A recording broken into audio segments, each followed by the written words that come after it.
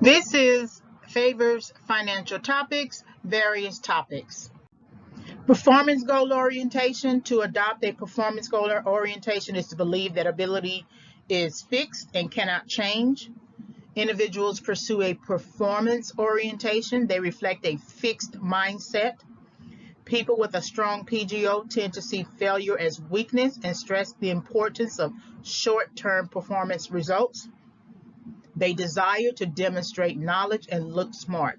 Now, you do have some people, I'm going to give you an exception to the rule. You do have some people who do very well when they're training for a standardized test, and they are concerned about the numbers and they want to look smart in a situation. But you don't necessarily have to study for that test, you have to train for that test.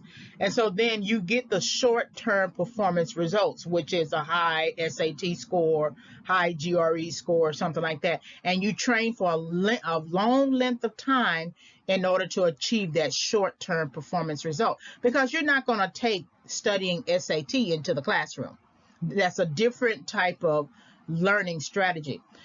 We're talking about performance goal orientation. We're talking about people who learn just enough to learn just enough. They're not interested in learning anything for learning's sake, and they essentially want to look smart. Well, you got people who are now entering, say, different industries, Hollywood industries, music industries, and they want to make it big. And they're not going to go to school and develop in their craft or anything like that. They're not going to receive mentoring. They're not going to take the time to develop themselves through different projects. They just want to make it big. They just want to immediately get the big shot and be before people. And they may have this one hit song, and it's a dance song, and everybody loves it. It's universal. But then when the publishing companies, sponsoring companies are looking for the next deal or the next big hit, they don't have any options. They don't know what to do because they didn't develop. They didn't allow for the time to develop in their craft, in their skill. Especially if those artists are having people to write their music and the artist himself or herself is not writing the music, you're not building skill. So they want to look smart. They get on stage and they hop up and down and they sing and they rap, and all their crew is on the stage, but they're only demonstrating knowledge and looking smart. That is temporary. It's temporary knowledge. It's temporary understanding. It's short bursts of knowledge. Go back into the recording studio and continue to record. They can't do that. Sometimes these organizations will bring an outside person in and have that person write the music. So that means they had a fixed mindset. They were not willing to learn anything beyond that. I heard Spike Lee once say in an interview, as he teaches for college as well as continues to produce, that students were asking him about what should they do to break into the business. And the first thing he asked was, do you have a script? And some students were saying no, and some students said they only had one. And then and then some students just say, yes, I have one. And then he further asked, do you have a portfolio? Or are you writing, continuously? And they were shocked by that question. Why would I wait? Why would I write all those scripts? Don't I need to get the job first to write the scripts? No, you prepare when no one knows your name. That's the best time to prepare. Companies, book publishing companies, always ask the person, the writer, the author, what's your next project, right? Because usually publishers publish in trilogies, because they want to then be able to create a trilogy in a film, because your one topic manifested into a book needs to be able to be distributed in different forms, so that it could have three is part of a trilogy, or it could expand even more. Then it could be turned into a movie. Then it could be turned into maybe a cable series, possibly a Lifetime movie or something like that. Then it could be turned into maybe a conference or something. They're looking to continually be able to pull revenues from that one original topic idea. But if you come into an industry saying that all I need is the one, that's a fixed mindset. You're trying to look smart. You're trying to look like something before your time, but you haven't developed yourself. So you are performing. You think to yourself, this is all I need, but that's not how it all goes. And so you want to make sure that you are not demonstrating knowledge and looking smart, the type of knowledge that's temporary. Instead, you want to make sure that there's a range to you. You know, it's very competitive today. You know, a lot of people have a radio podcast. A lot of people have a YouTube channel. People have websites. They have other little things that are media driven. They can upload to different types of media sharing sites. And then you have on top of that social media, etc. And so you can't go into this new wave of really learning, honestly, new wave of learning, but definitely new wave of doing business and branding yourself with a fixed mindset.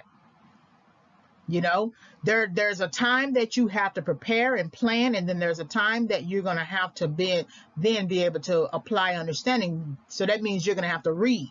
You're going to have to learn new things. So to adopt a performance goal orientation is to believe that ability is fixed and cannot change. So these are the people who think that I'm an A student. All they understand is that I got A's on my test. But if you ask them a question about what they learned, they wouldn't be able to tell you. In some cases, very few cases, you will have someone who can tell you what they learned. But then there are some cases where people truly don't understand. They really don't know. They couldn't explain to you what they learned. And that's something that you want to think about, because this is what I tell my students a lot of times, that the best way to learn your field is to teach it.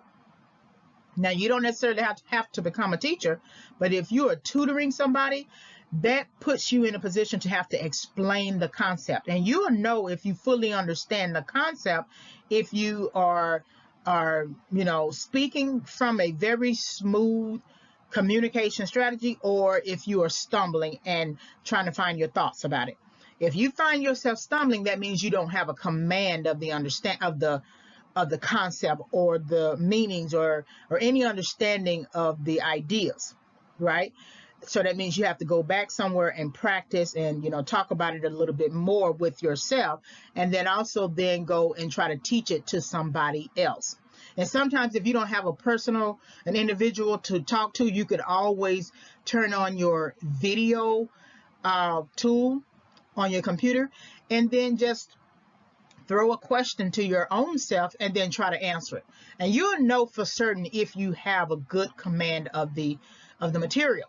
So a lot of times students I know don't really care too much about learning English. I teach English.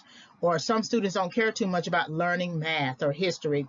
Any of your core courses, English, science, history, and math. So they're not going to be concerned with a learning goal orientation. They just want to do whatever they have to do to pass. So they would adopt a performance goal orientation. But I also tell my students that you should be pulling A's in your major. That means you would have to adopt a learning goal orientation. If you're pulling B's and C's, you're still getting by. And in your major, this is something that you want to do, and you say you have a passion for, and you think you're the best fit for it, then you shouldn't have a fixed mindset about your major. You shouldn't desire to demonstrate knowledge and look smart with your major, right?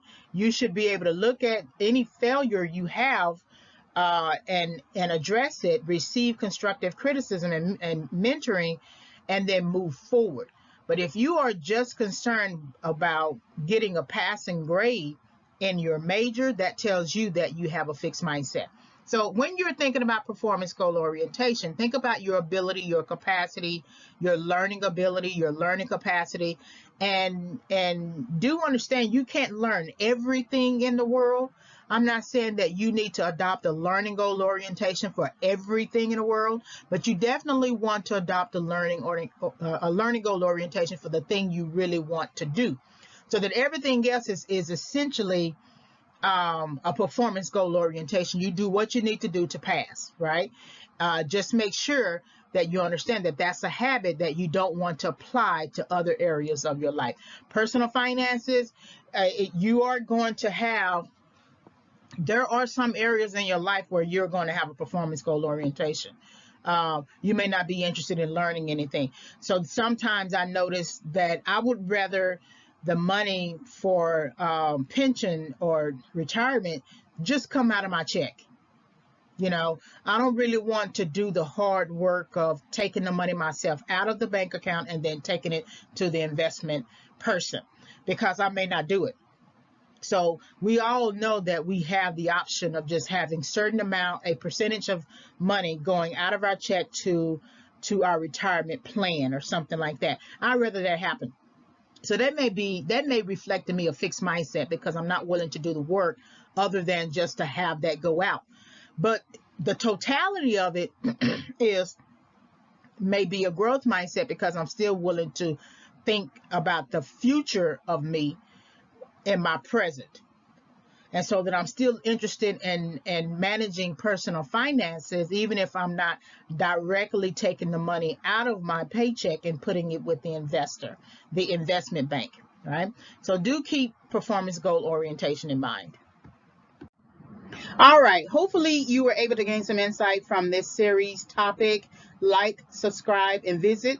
Like the video, hit the notification bell for future videos. You can visit my website, which is still in development, reginayfavors.com. You can always email me with a question, reginayfavors@yahoo.com. You will be able to purchase the book by the end of October 2021. I'm hoping that I will have it completed, completely revised rather. It is already written and done. I just have to edit it. It is Overcoming Setback: 5 Keys for Entering and Exiting Correction. Thank you for visiting the channel. Coming soon is my new book that I am working on presently and hope to complete by the end of the year, December 2021, preferably February 2022. And that is Favors: Financial Recovery, Psychological Approaches to Overcoming Financial Setback, with some workbook elements. So it is the it will be the book that will support the audio series, although I have developed the audio series prior to actually writing the book. So be on the lookout for this new book. When it comes out, when I finish, I will create an audio introduction to the book. Thank you again for visiting the channel.